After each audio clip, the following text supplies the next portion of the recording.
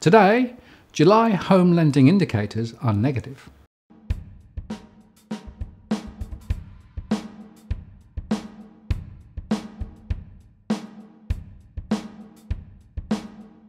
Hello again, I'm Martin North from Digital Finance Analytics. Welcome to our latest post covering finance and property news with a distinctively Australian flavour.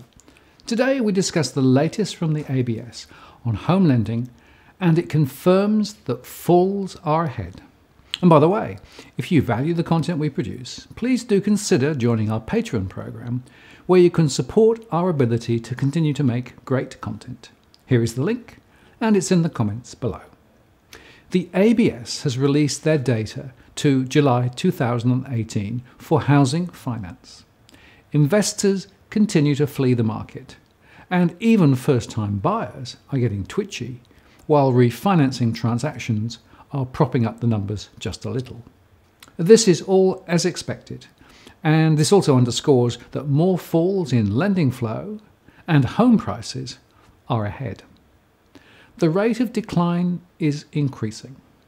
Loan stock grew 0.26% in the month, but that was in the owner-occupied segment. Investor loan stock fell.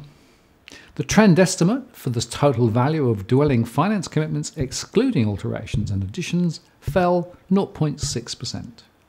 Owner-occupied housing commitments was flat, while investment housing commitments fell 1.7%. And as a result, the proportion of loan flows for investment property purposes continues to drift lower to 32.7%, the lowest in recent years, while there was no change in owner-occupied lending and refinancing rose just a little to 20%. In trend terms, the number of commitments for the purchase of new dwellings fell 1.8%.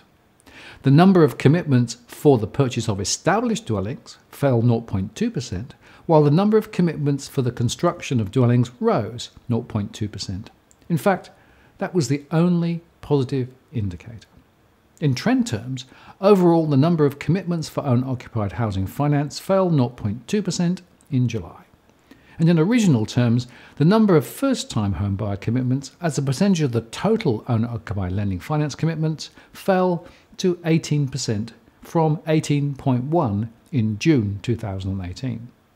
And the number of first-time buyer loans for owner-occupied borrowers rose by around 50.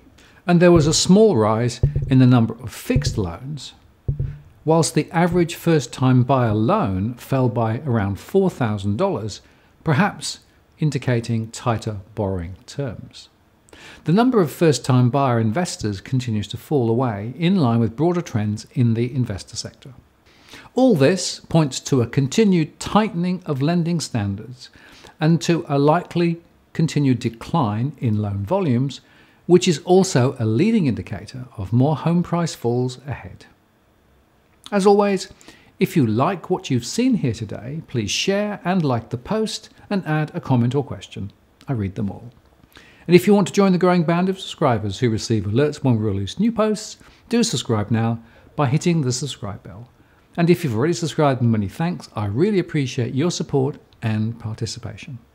I'm Martin North, the Principal Analyst at Digital Finance Analytics. Many thanks for watching, and I'll see you next time.